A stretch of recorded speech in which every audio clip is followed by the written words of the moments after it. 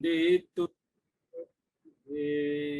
ध्रुव मचल मनोवम गदिम पाते वोच्छामि समय पाहुडु मिणमो सुद केवली भणिदम। आचार्य कुंद कुंद समय सार परमागम लिख रहे हैं और उसमें नव तत्वों में छुपी हुई जो ज्ञान ज्योति है, जो निज शुद्धात्म तत्व है, उसकी प्राप्ति कैसे हो, उसका ज्ञान भान किस प्रकार प्रकटे, ये जो है बात चल रही है। हम सोचते हैं कि हम कुछ अच्छा काम करेंगे तो शायद कर्म बंधेंगे नहीं, लेकिन आचार्य कुंद कहते हैं कि अच्छे काम करना ही हाथ में नहीं अच्छा काम करना ही हमारे हाथ में नहीं है और ना ही बुरा काम करना हमारे हाथ में है। लेकिन फिर ये कर्म बंधते क्यों हैं? जब हम कुछ कर ही नहीं सकते हैं तो बंधते क्यों हैं? तो वो कहते हैं कि देखो, आप ना अच्छा कर सकते ना बुरा कर सकते, लेकिन आप अच्छे करने के विचार करते हो, बुरा करने के विचार करते हो, बस उसी से कर्म बनते। कर्ता धर्ता है नहीं, ये जैन धर्म अकर्तावादी दर्शन है, एकदम परम अकर्तावादी। प्रत्येक द्रव्य, उसके सारे गुण, उनकी सभी पर्यायें एकदम पृथक पृथक स्वतंत्र स्वतंत्र है, कोई किसी के अधीन नहीं है। इस जगत की समस्त वस्तुएं स्वतंत्र अपनी अपनी योग्यता से अपनी अपने स्वकाल में है स्वयं परिणमित होती है, उसे परिणमित कराने में कोई अन्य द्रव्य समर्थ नहीं है। ये सारी व्यवस्थाएं लोक में हमें लगता है हमारे करने से हो रहा है, यदि हम नहीं देखें तो न जाने क्या हो जाएगा। मतलब जिस क्षेत्र में हमें अधिकार मिला हो उस क्षेत्र में लगता है कि अरे मेरे बिना तो पत्ता भी नहीं हिलता, लेकिन वास्तव में ऐसा नहीं है। इस जगत की सारी व्यवस्थाएं जो है स्वयं चल रही है। हमारे जन्म लेने के पहले, हमारे मरण के उपरांत भी ये सारी व्यवस्थाएं, सारा संसार ऑटोमेटिक चलता ही रहता है। इस जीव को व्यर्थ ही इस बात का भ्रम हो जाता है कि मैं करता हूँ, और ये जो करने पड़ने का जो भाव है, यही जो है सब सब पापों की मूल जड़ है। दरअसल करने से इतना पाप नहीं बनता और ना ही इतना पुण्य। चलो पुण्य तो आप अच्छा समझते हो ना, लेकिन एक बार पाप ले लेते हैं, मान लीजिए पाप इतना नहीं बनता करने से। कोई भी मान लो 5 पाप भी किए तो उन करने से उतना पाप नहीं बनता जितना कि मैं कर सकता हूं इस बात से बनता है। समझ में आई बात? आपने हिंसा की, झूठ बोला, चोरी की, कुछ भी किया, उससे जितना पाप बंधा वो छोटा है, कोई दिक्कत नहीं, वो कट जाएगा एक दिन। लेकिन उस पाप कर सकता हूं ऐसी जो कर्तृत्व की जो मान्यता है, उससे जो पाप बंधा है वो पाप का नाम है मिथ्यात्व। और वो मिथ्यात्व बहुत बड़ा पाप होता है। मिथ्यात्व पाप की बड़ी सजा है, इन 5 पापों की बहुत छोटी सजा है। ये 5 पाप तो कुछ भी मायने नहीं रखते उस मिथ्यात्व के सामने। वो मिथ्यात्व तो अनंतानुबंधी है एक प्रकार से। तो ये जो बात है, अब आपको लगता होगा कि अरे जब इतना बड़ा पाप हमसे अनादि से हो रहा है, इस पाप से हम कैसे छूटें, हमें क्या करना चाहिए? आचार्य देव करे करना कुछ नहीं है। आपको कितना सीधा सरल मार्ग है, करना कुछ नहीं है। आपको कोई मेहनत का काम नहीं बताएंगे, आपको कोई 2 पैसे खर्च नहीं करने, कहीं आना जाना नहीं, कोई तीर्थ यात्रा नहीं जाना, अपने आप हो जाएगा। कि कैसे हो जाएगा अपने आप? कि ज्ञान में होगा। कैसे ज्ञान में होगा? कि आपने जो अज्ञान रूप मान्यता से जो कर्म कमाए थे, उन कर्मों को काटने का एक ही रास्ता है कि जो अज्ञान था ना उसको ज्ञान में परिवर्तित कर। जो मान्यता में परिवर्तन करने से ही सब सुधार हो जाएगा। मान्यता में ही पहले अध्यवसान था, अब मान्यता में ही ऐसा अध्यवसान करो। देखो अध्यवसान बुरे अर्थ में नहीं होता, अध्यवसान अच्छे अर्थ में भी होता है। अध्यवसान माने मान्यता ही होती है। वैसे यदि गलत अर्थ में कहना हो तो फिर मिथ्या अध्यवसान कहना पड़ेगा, और सम्यक अध्यवसान भी होता है, यानी सही मान्यता। तो जो मिथ्या अध्यवसान था उसे सम्यक अध्यवसान में बदल देना है, बस इतना सही करना है और कुछ भी नहीं करना है। और ये सब ज्ञान मात्र से ही होगा, ये समय सार सिखा रहा है। यही तो बात देखो, इसी समय सार में 34वीं गाथा क्या कह रही थी? नाणम पच्चखाणम, कि ज्ञान ही प्रत्याख्यान ऐसी बातें जब होती है तो बहुत लोग सोचते हैं कि और उनको ऐसा लगता है कि अरे ये जो समय सार हमें एकांगी बना देगा, हमको एकदम ऐसा बना देगा जैसे हम तो किम कर्तव्य में, अरे कुछ नहीं करना, आलसी है आलसी बना देगा। लेकिन ऐसी बात नहीं है, ऐसा लगता जरूर है और अकेले हमें ही नहीं लगता, इसके भी पहले जिन जिन विद्वानों का जीवन बदला था उन सभी विद्वानों को ऐसा फील हुआ था। और उनमें से खासकर एक पंडित बनारसी दास जी, उनका भी जीवन बदला समय सार पढ़ के। पहले बहुत श्रृंगारिक रचना करते थे, काम भोग की खूब कथाएं करते थे, रंग बिरंगी बातें करते थे, लेकिन बाद में जब समय सार पढ़ा तो जीवन बदल गया। और अपने द्वारा रचित नवरस संग्रह नाम की जो रचना, कैसा रचना का नाम था, नवरस संग्रह है, 9 रसों का, जिसमें जो है बहुत जोरदार वर्णन था। इतनी सुंदर बेजोड़ रचना यदि आज होती तो उसका अमर नाम होता हिंदी साहित्य। ऐसी गजब की कृति को उन्होंने गोमती नदी में बहा दी, ऐसा जीवन बदला। उन्हें भी ये बात लगी थी कि समय सार पढ़ के हम एकांगी हो गए, हम निश्चयभाषी हो गए हैं, अरे करना धरना कुछ नहीं है क्या कैसी बात करते, एकदम निश्चयभाषी जैसे हो गए। तो उनको जब ये फील हुआ तो उन्होंने इसी समय सार के आधार पर जो ग्रंथ लिखा था, जिसका नाम नाटक समय सार है, उसी में एक चैप्टर लास्ट में अंत में एक्स्ट्रा लिखा और उसका नाम था गुण स्थानाधिकार। और गुण स्थानाधिकार में उन्होंने ये बताने की कोशिश की कि देखो, प्रत्येक क्रिया अपने अपने गुण स्थान की भूमिका अनुसार स्वयं होती है, ऐसा नहीं है कि नहीं होती है। एकदम निश्चयवासी होने की जरूरत नहीं है। समय सार पढ़कर कल को आप मंदिर जाना ही छोड़ दें, आप पूजा पाठ करना ही छोड़ दें, भगवान का भजन करना ही छोड़ दें, तो ये नहीं चलेगा, क्योंकि हर भूमिका में वो क्रिया होती ही है, हुए बिना नहीं रहती है।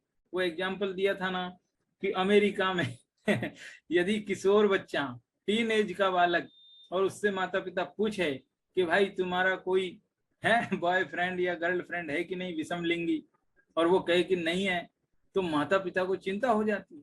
यद्यपि ये कोई अच्छी बात थोड़ी है, तो बुरी बात है बुरी संगत है, काम भोग की बात है। लेकिन वो कहते हैं कि इस उम्र में भी नहीं होगी तो फिर कब होगी, ये उम्र यानी। ये एग्जाम्पल है थोड़ा बड़ा अटपटा विचित्र लगता है, लेकिन ये बड़ा सटीक है समझने के लिए।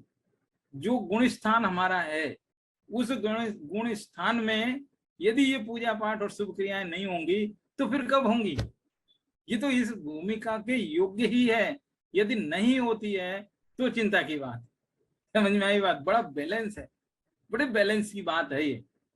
तो ऐसा जो है इस समय सार ग्रंथ हमें ये सिखाता है कि जो है अनादि से आत्मा कर्म बंधन में क्यों पड़ा है, और इसका वास्तविक जो है किस तरह से ये कर्म बंधन से निकलेगा। तो ये चीजें जो है ज्ञान मात्र से ही होता है। तो जो है मूल गाथाएं तो लगभग पूरी हो गई, और इसके आगे जो है कलश है, उस कलश को अपन पढ़ते हैं। इत्यालोच्य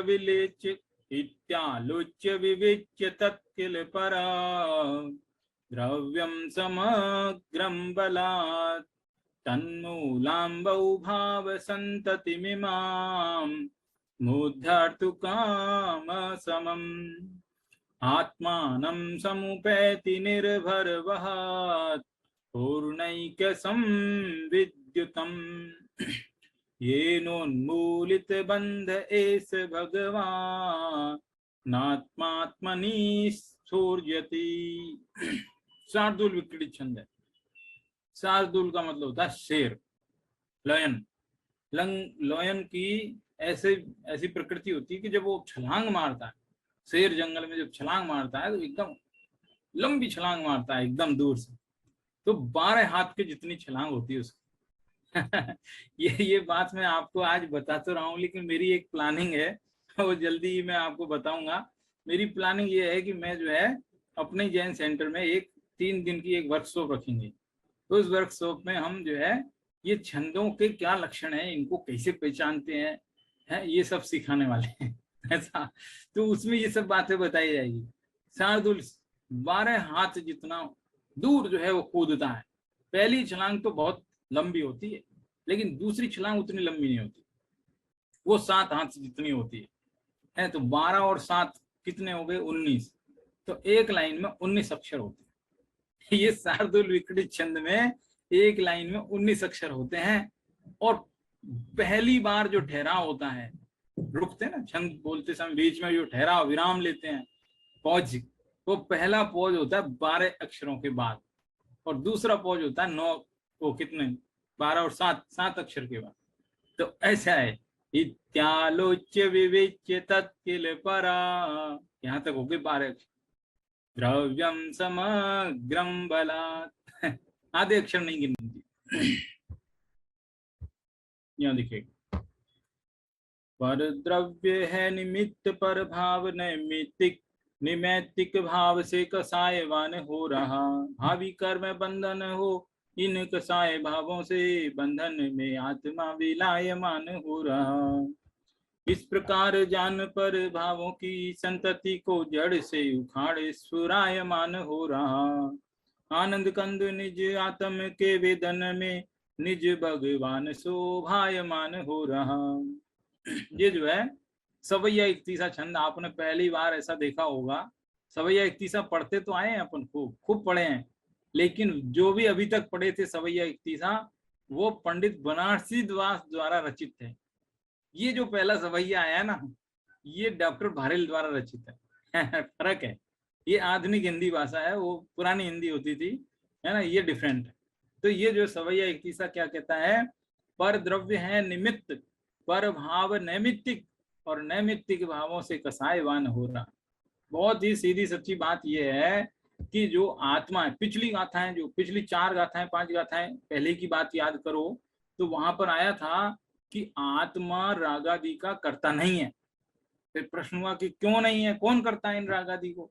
तो प्रश्न हुआ था कि अप्रतिक्रमण और अप्रत्याख्यान भू रागादि के करता है, क्योंकि जब जब अप्रतिक्रमण होता है, यानी कि वो द्रव्यों को त्यागने की भावना नहीं होती है, ग्रहण करने की भावना होती है, इसका मतलब है कि उन द्रव्यों के प्रति रागादि है।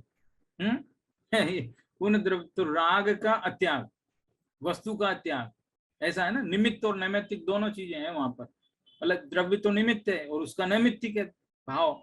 तो वो जो भाव होता है, उससे क्या होता है, ये जीव कैसा हो रहा है, कसायवान हो रहा, कसायवान हो रहा। दरअसल क्या होता है कि क्या बोलते हैं, भूल गया, कुछ कहना चाह रहा था, कोई बात थी। जैसे मान लीजिए अपन जाने भी सब कुछ, और सब कुछ जाने और फिर राग भी ना करें, ये मुश्किल काम है। यदि कोई किसी को कुछ भी ना जाने और फिर राग ना करे, तब तो फिर भी बात समझ में आ जाती है। जैसे मान लीजिए ये मोबाइल किसी को कुछ जानता नहीं है, जानता ही नहीं है, इसलिए इसको रागादि होते ही नहीं है ना। कितना सरल है, अरे हम जानेंगे नहीं तो रागादि होंगे नहीं, अरे ये तो बड़ी सरल बात है। यहाँ तो प्रश्न ये है कि तुम्हें जानना भी है और रागादि भी नहीं करना है, ऐसा है सिस्टम। तो कह रहे कि परद्रव्य जो है जानने में आ रहे हैं, वो निमित्त हैं, उनके निमित्त से मेरे अंदर जो है नैमित्तिक भाव हो रहे हैं, रागादि भाव हो रहे हैं, वो रागादि हो रहे हैं, और साथ में हम उनमें संलग्न हो रहे हैं, तद्रूप, तल्लीन, तन्मय ऐसे हो रहे हैं।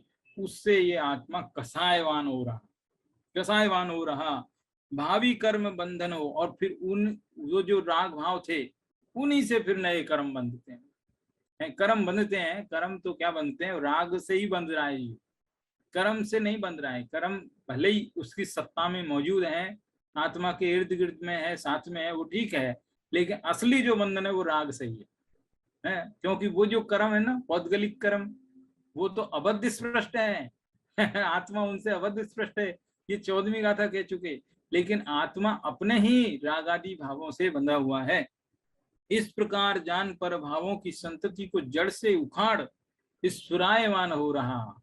अब ये जो अधिकार की समाप्ति है ना, तो इसलिए वो जो है अब ज्ञान ज्योति के गीत गाए जा रहे हैं कि अब इस अधिकार के समापन पर ये जीव को इतना ज्ञानी हो गया कि वो अब इन क्या कसाय भावों की संतति को, परंपरा, संतति माने परंपरा, संतति माने संतान भी होती है, वैसा मीनिंग नहीं, संतति माने परंपरा। तो वो जो है कसायों की परंपरा को जड़ मूल से उखाड़ कर ईश्वरायमान यानी दैदीप्यमान, चमक वाला हो गया है, जोरदार हो गया है।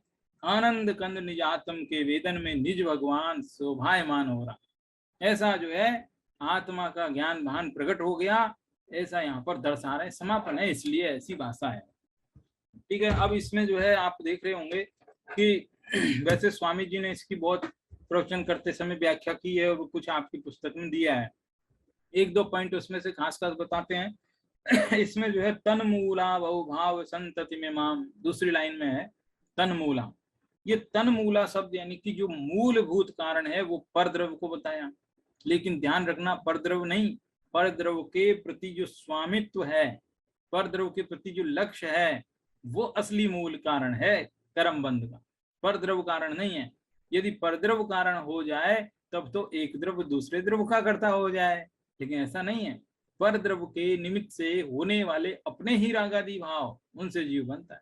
मकड़ी स्वयं जाला बनाती है और स्वयं ही उलझ जाती है, ठीक इसी प्रकार से जीव स्वयं ही रागादि उत्पन्न करता है और उन रागादि में खुद ही बंध जाता है, ऐसा है।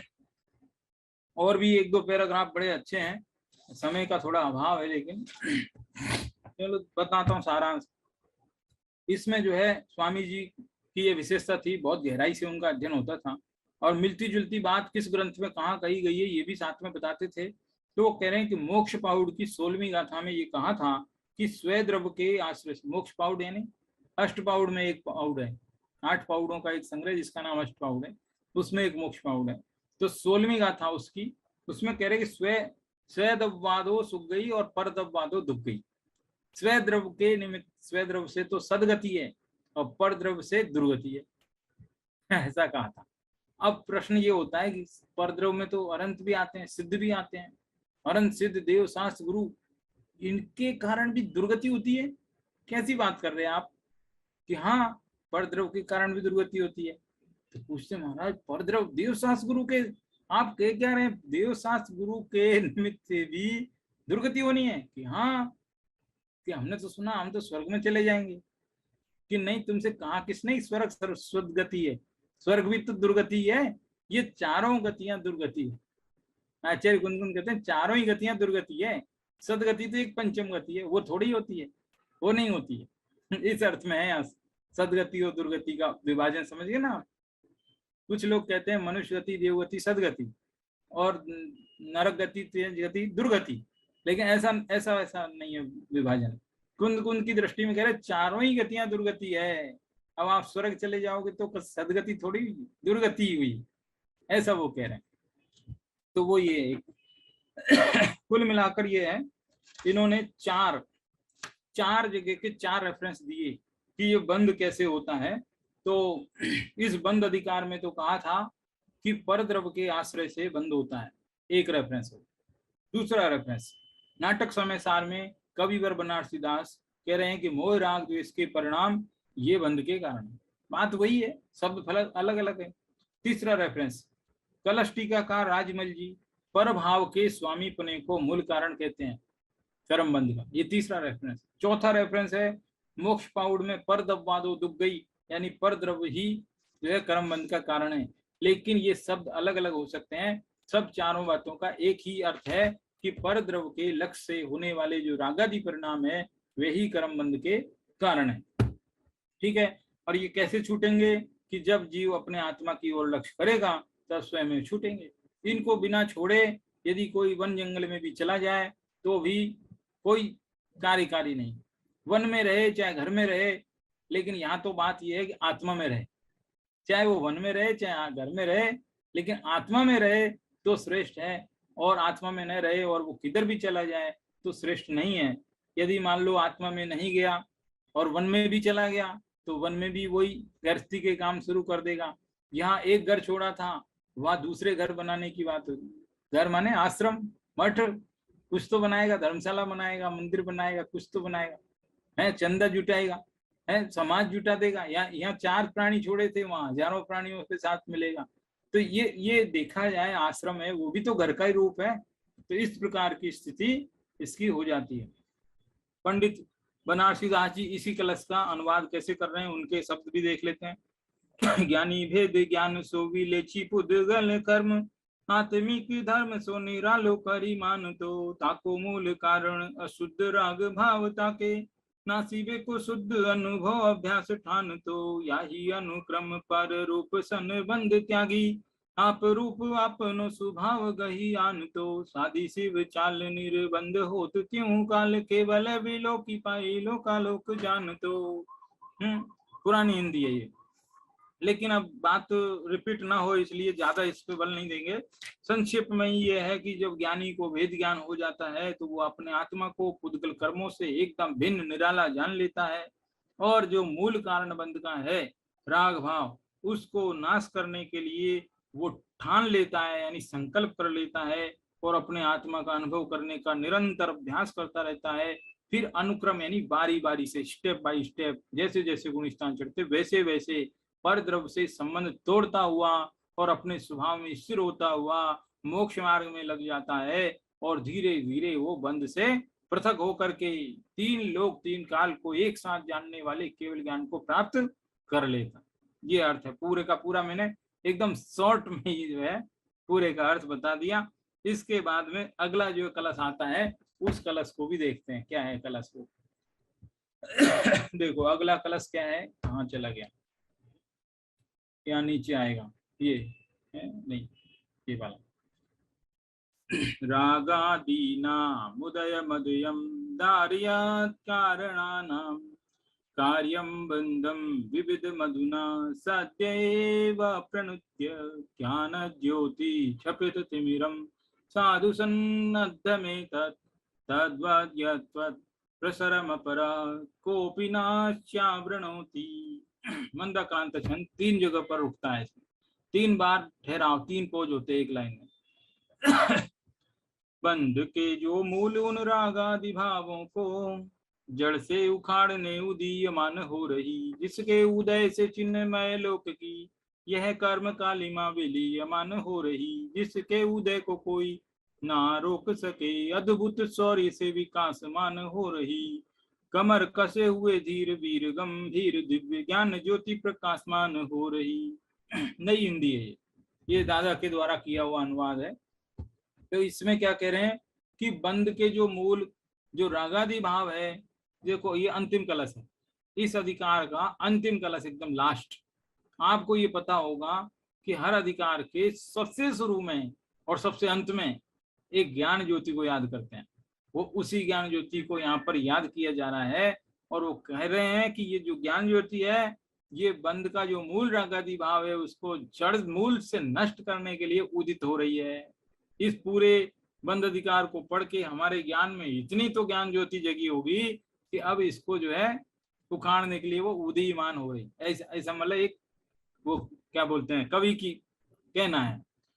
क्या कह रहे हैं फिर, हाँ, जिसके उदय से चिन्मय लोक की यह कर्म कालिमा विलीयमान हो रही, यानी कि जैसे जैसे हम ये जान लेंगे कि मैं तो परद्रव का कुछ करता धरता हूं नहीं और ये अध्यवसान भाव भी मेरे नहीं है, तो हम भी वास्तव में कर्म बंधन से छूट सकते हैं। छूटेंगे नहीं तो कम हो जाएंगे थोड़े बहुत, जितने जितने राग मात्रा कम होगी, जितनी जितनी आसक्ति कम होगी, उतने उतने हम भी बच जाएंगे। ऐसा है, जिसके उदय को कोई ना रोक सके, अद्भुत शौर्य से विकास, यानी कि जो वो ज्ञान ज्योति है, उस ज्ञान ज्योति का प्रकाश ऐसा जोरदार दीप्यमान हो रहा है कि दुनिया की कोई शक्ति उसको रोक नहीं पा रही। वो ज्ञान ज्योति इतनी सबल मजबूत हो गई है कि उसके आगे अब ये मोह कर्म की चल नहीं रही है। कमर कसे हुए धीर वीर गंभीर, वो ज्ञान ज्योति कैसी है, जिसने कमर कस रखा, दृढ़ संकल्पवान हो चुकी है, क्योंकि इतना पढ़ चुका ना उसमें, तो धीर गंभीर हो गया, धीर वीर गंभीर हो गई, कमर कस के दृढ़ संकल्प वाली हो गई। ऐसी दिव्य ज्ञान ज्योति निरंतर प्रकाशमान हो रही। ऐसा है। ठीक है, अब इसका बनारसी दास जी कैसा कहते हैं वो भी देख लेते हैं। ये देखो बनारसी दास, जैसे को मनुष्य अजान महाबलवान, खोदी मूल वृक्ष को उखाड़े गही बाहु सो, तैसे मतिमान दर्व कर्म भाव कर्म त्यागी वह रहे अतीत मति ज्ञान की दशाहु सो, यही क्रिया अनुसार मिटे मोहे अंधकार, जगे ज्योति केवल प्रधान सविताहु सो, चुके न सकति सो लुके न पुद्गल माही, धुके मुख थल को न रुके न फिर काहू सो। जैसे कोई मनुष्य कोई महाबलवान मनुष्य वृक्ष की जड़ को खोद करके भुजा से पकड़ करके उखाड़ डालता है, ऐसे ही कोई मतिमान यानी ज्ञानी जीव है, द्रव्य कर्म और भाव कर्म सबको छोड़ करके मति ज्ञान की दशा सो अतीत होई, यानी मति ज्ञान से मुक्त हो जाएगा, मति ज्ञान श्रुति ज्ञान सब छूट जाएंगे। कौन सा ज्ञान प्रकट हो जाएगा? केवल ज्ञान प्रकट हो जाएगा। यही क्रिया अनुसार मिटे मोहे अंधकार जगे ज्योति केवल प्रधान सविता। और जो ज्ञान ज्योति है वो सविता माने सूर्य के समान दैदीप्यमान है। जैसे सूर्य उदित होता है तो अंधकार विलायमान हो जाता है, उसी प्रकार ये ज्ञान ज्योति जगती है तो मोहांधकार नष्ट हो जाता है। चुके न सकति सो, अपनी ज्ञान शक्ति से वो जो है चूकता नहीं है। और लुके न पुद्गल माई, और पुद्गल में भी वो छुपता नहीं है। धुके मोक्ष थल को, और मोक्ष थल यानी मोक्ष रूपी जो स्थान है उसकी ओर जो है शीघ्र ही प्रस्थान करता है। रुके न फिर काउस, और किसी के रोके से वो रुकता नहीं है।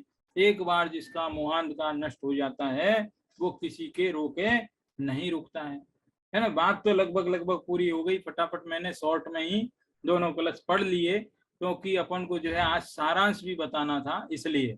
ठीक है, तो सारांश बताना है इसलिए मैंने जल्दी जल्दी पढ़ लिए। एक छंद और भी दिख रहा है आपको नीचे किताब में, लेकिन वो छंद मैं इसलिए नहीं पढ़ रहा हूँ कि वो अपने सारांश में वापस आने वाली है वो बात, इसलिए नहीं पढ़ रहा हूँ। ठीक है, तो देखो सारांश क्या है अपना, एक बार देखो थोड़ा सा कहाँ चला गया सारांश। एक मिनट, सारांश निकालता हूँ फिर मैं यहाँ दिखाता हूँ। देखो कुछ दिख रहा है क्या?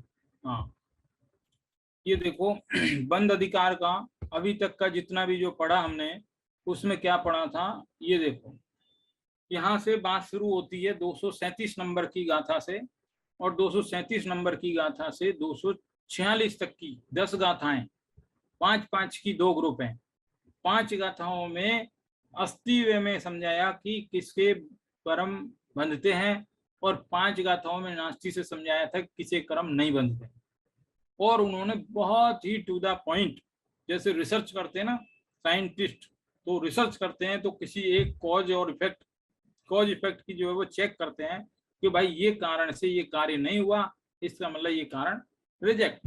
दूसरा कारण कि ये रिजेक्ट है। आइंस्टीन ने जब बल्ब बनाया तो 10,000 बार कहते हैं कि 10,000 बार एक्सपेरिमेंट किए, और एक भी एक्सपेरिमेंट रिपीट ना हो इसके लिए उसको डायरी में नोट करते गए कि ये वाला एक्सपेरिमेंट अब दोबारा रिपीट नहीं करना, ऐसा। तो ऐसे ये जो है 5 इन्होंने एक्सपेरिमेंट किए। 10 की वहां तो 10,000 हुए थे, लेकिन यहाँ 5 समझ लीजिए। तो 5 में से उन्होंने कहा कि इस पूरे 3 लोक में जो कारमान वर्गनाएं ठसाठस भरी है, हमारे इर्द गिर्द भी है, लेकिन उनसे भी जीव नहीं बनता। यदि उनसे भी बनता हो तो सिद्ध भगवान में। और इतना सुंदर बढ़िया सटीक दृष्टांत उन्होंने लिया। अखाड़े में कोई मनुष्य, धूल भरा अखाड़ा, शरीर पे तेल लगाया, सारे कपड़े उखाड़ दिए हैं, और पूरा हाथ में अस्त्र शस्त्र लेकर के आसपास के पेड़ पौधे उनको एकदम उन पर एक्सरसाइज कर रहे हैं। सचित अचित वृक्ष, ताल तमाल केला कदली, यानी कौन कौन से वृक्षों को वो खोद रहा है, निकाल रहा है, तोड़ रहा है, फोड़ रहा है, हाथ पे चला रहा है, कसरत कर रहा है। हाथ में क्या डंबल्स लेके, डंबल्स लेते हैं, क्या लेते हैं वो जो मुदगर लेकर के, तो इस प्रकार से वो जो है एक्सरसाइज कर रहा है।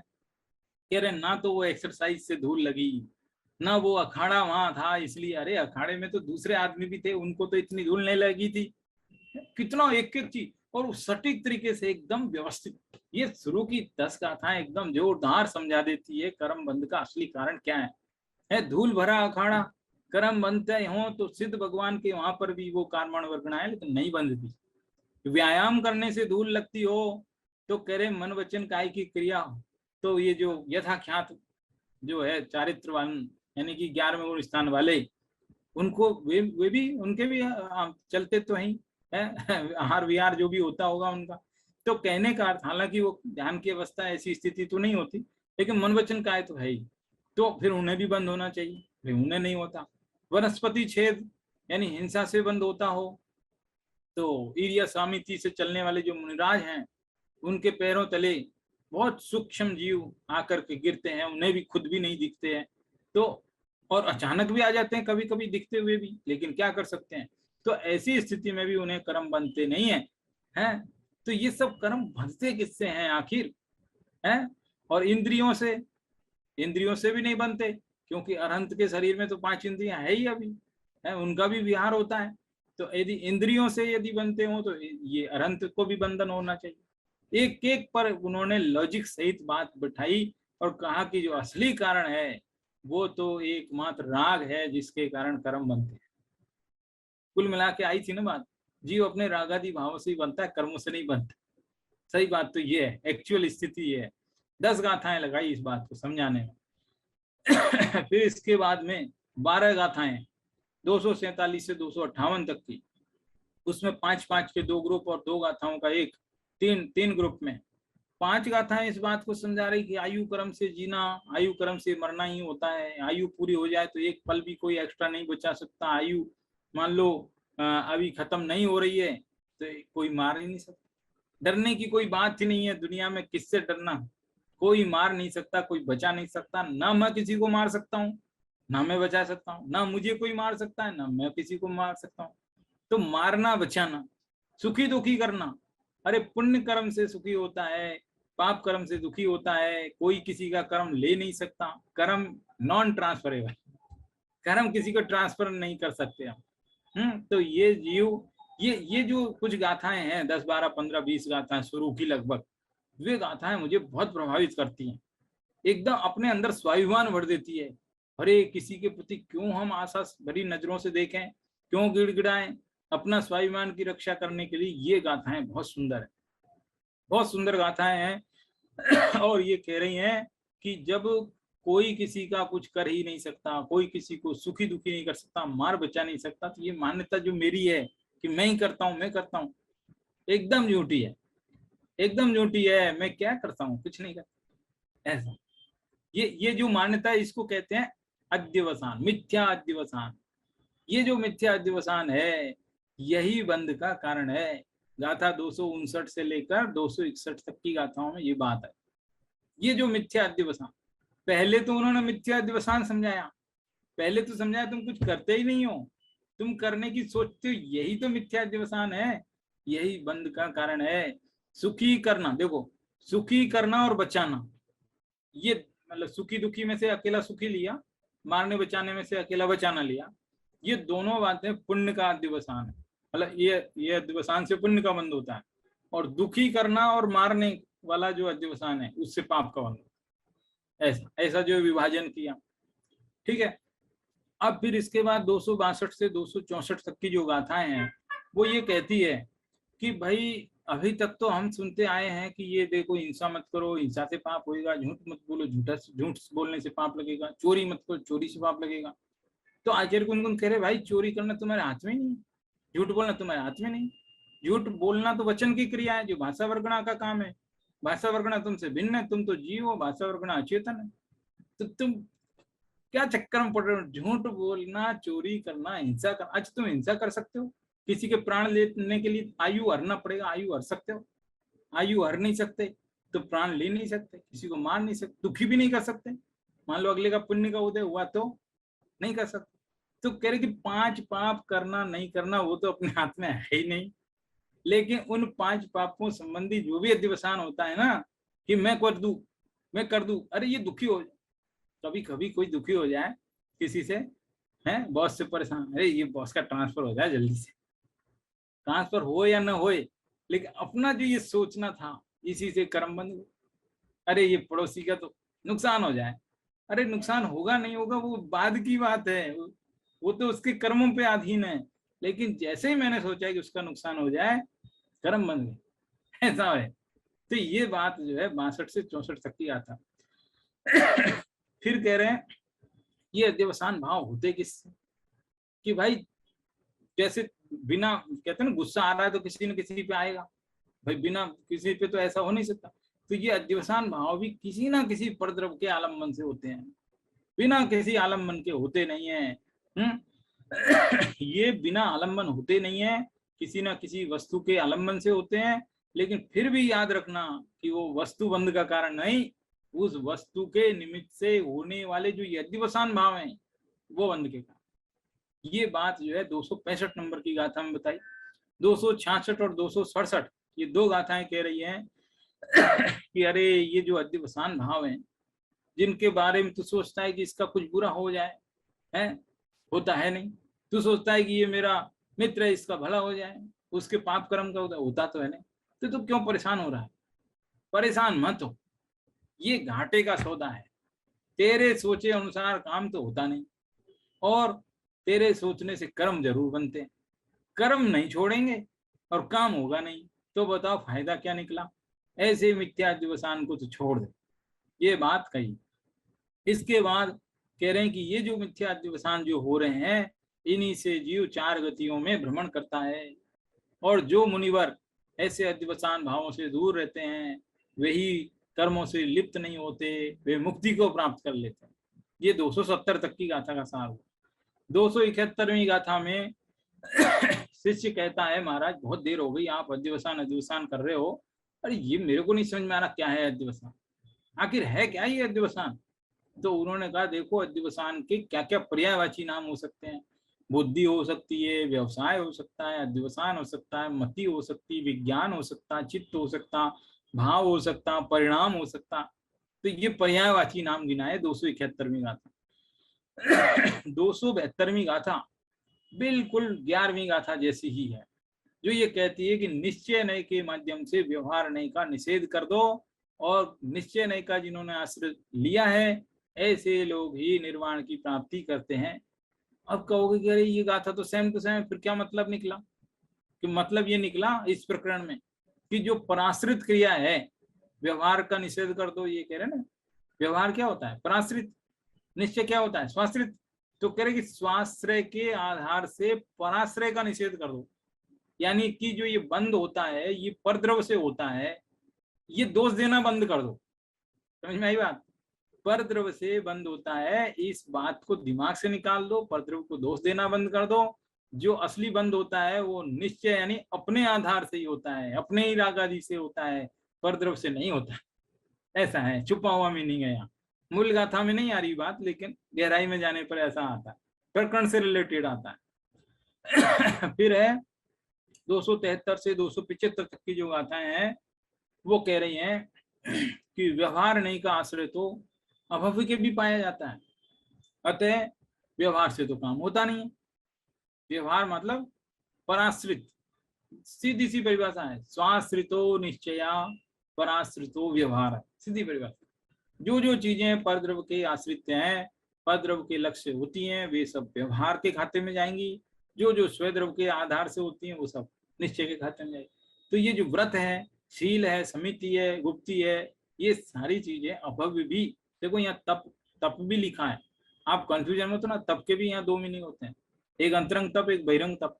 तो ये जो तप है, ये अनशन वगैरह जो है, बाह्य तप है, उनकी बात। अंतरंग तपों में ध्यान आता है, उसकी बात नहीं है, ध्यान नहीं करता वो। करता भी है तो वो ध्यान विकल्पात्मक होता है, निर्विकल्प नहीं होता। तो ऐसा जो है व्रत, समिति, शील, तप, गुप्ति, इन सब का पालन अभव जीव मिथ्या दृष्टि अज्ञानी भी करता है, लेकिन उसको मुक्ति मिलती नहीं है। तो इससे ये सिद्ध हुआ कि असली मुक्ति का कारण कोई और ही है, वो स्वाश्रित है, ये सब कार्य पराश्रित है। अभी दान देना हो, मान लो दान देना हो, तो दान देने के लिए वस्तु चाहिए, वस्तु चाहिए, फिर जिसको दान देना है वो भी चाहिए। ऐसे बहुत लोग हैं जिनके पास बहुत पैसा है, वो दान देना चाहते हैं, लेकिन उनको पता नहीं कहाँ दान देना। तो वो पूछते हैं, भाई कोई जगह हो सही ढंग का, आदमी कहाँ जरूरत हो बताना, किधर दान देना है। मतलब दान देने के लिए आदमी भी चाहिए जिसको देना है, और वस्तु भी चाहिए जो देना है। तो बताओ कितना डिपेंडेंट हो गया, पराधीन काम है। ये जितनी भी क्रियाएं पराधीन है, स्वाश्रित नहीं। धर्म का मार्ग स्वाधीनता का मार्ग है, और जितना भी पराधीनता का मार्ग है वो धर्म का मार्ग नहीं है, ऐसी बात कह रहे हैं। फिर इसके बाद 276 और 277 नंबर की 2 गाथाएं, ये कह रही कि ये जो व्यवहार पराश्रित है, ये बहुत गहरी गाथा है। आप सोचो, देखो मैंने कोशिश करी है यहाँ सरल शब्दों में लिखने की कि व्यवहार पराश्रित क्यों है। कि जैसे एक होता है व्यवहार सम्यक दर्शन, एक होता है निश्चय सम्यक दर्शन। व्यवहार सम्यक ज्ञान, एक निश्चय सम्यक ज्ञान। ऐसी 3 व्यवहार रत्नत्रय, और 3 ही जो मतलब 3 छोड़ो, मतलब 3 तो मैं बोल रहा हूँ, रत्नत्रय में 3 आ गए। मतलब व्यवहार रत्नत्रय और निश्चय रत्नत्रय, इनकी ये 6 परिभाषा आप देखो तो क्या होगी, जरा देखो यहाँ लिखा है, मैं पढ़ देता हूँ। दर्शन का आधार 9 तत्व है, क्योंकि व्यवहार रत्नत्रय की परिभाषा में आता है कि 9 तत्वों का श्रद्धान करो। तो 9 तत्व क्या है? परद्रव्य हुए, है ना। तो नव तत्वों का आधार, वो दर्शन का आधार नव तत्व है, ज्ञान का आधार आचारंगादि शास्त्र, शास्त्र भी परद्रव्य है, और चारित्र का आधार 6 जीव निकाय हैं, 6 जीव निकायों की रक्षा करेंगे वो व्यवहार चारित्र, शास्त्रों का ज्ञान करेंगे तो वो जो व्यवहार सम्य ज्ञान है। तो अब ये जितना भी ये व्यवहार दर्शन ज्ञान चारित्र है, ये परद्रव्य के ऊपर डिपेंडेड। बताओ, कहने को रत्नत्रय नाम उसका भी, कंफ्यूजन बढ़ता है इससे, वो भी व्यवहार रत्नत्रय है, ये भी रत्नत्रय है, लेकिन बड़ा फर्क है। ये तीनों जो है व्यवहार रत्नत्रय परद्रव्य के ऊपर आश्रित है, इसलिए इनसे कार्य सिद्धि नहीं होगी। निश्चय रत्नत्रय का जो आधार है वो एकमात्र स्वद्रव्य।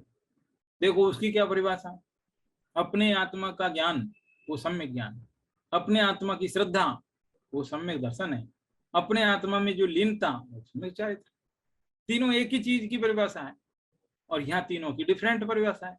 तो ये जो है कंफ्यूजन बढ़ता है। तो कह रहे हैं कि व्यवहार का आश्रय तो हमने अनादि से अब तक कई बार लिया है, और हमने क्या, हमारे और भी कई अभव जीवों ने भी लिया है, लेकिन उनको कभी निर्वाण की प्राप्ति नहीं होती है। इससे ये सिद्ध होता है कि निर्वाण की प्राप्ति एकमात्र अपने निज भगवान आत्मा के आश्रय से ही होती है, ये बता रहे। इसके बाद 278 से 280 नंबर तक की जो गाथा है वो कहती हैं कि आत्मा में जो रागादि है वो आत्मा तो उसका कारक है, करता नहीं है वो उसका। जैसे क्यों, वो तो स्फटिक मणि के समान है, एकदम शुद्ध बुद्ध है। ये जो राग है ना, ये तो पर संयोग से है। स्फटिक मणि के पास में यदि जिस कलर का कोई वस्तु रख दी जाएगी वैसा ही वो दिखता है। ऐसे ही आत्मा जो है शुद्ध बुद्ध है, लेकिन जिस द्रव्य के निमित्त से जो भाव उत्पन्न हो जाते हैं तदनुरूप वो रागादि वाला हो जाता है। तो देखा जाए तो रागादि आत्मा ने स्वयं तो नहीं किया, तो परद्रव्य के संयोग से हुआ है, इसलिए आत्मा रागादि का कर्ता नहीं है, ऐसा समझाया था। फिर 281 282 दो गाथाएं कह रही है कि तथापि उन पर संयोग के निमित्त से रागादि रूप परिणमित हुआ है, लेकिन फिर उन रागादि में यदि ये तल्लीन होता है, तन्मय होता है, तो जीव पुनः पुनः कर्म बंद करता रहता है, कर्म बनते रहते हैं। कर्म बंद की प्रक्रिया ये रागादि है। जिस जीव को जितना रागादि है उतने ही कर्म बनते हैं। कम राग है तो कम बंद होगा, ज्यादा राग है तो ज्यादा बंद होगा। हिंसा से भी बंद नहीं, यदि मान लो राग नहीं है तो हिंसा में तब बंद होगा जब राग साथ में हो, ऐसा। तो तत्पर सूत्र परिभाषा ना, क्या वो प्रमत्त योगा प्राण व्यपरोपणम हिंसा, प्राण व्यपरोपणम हिंसा वो तो ठीक, लेकिन उसमें शब्द को भूलना नहीं। प्रमत्त योगात एक शर्त भी लिखी हुई है।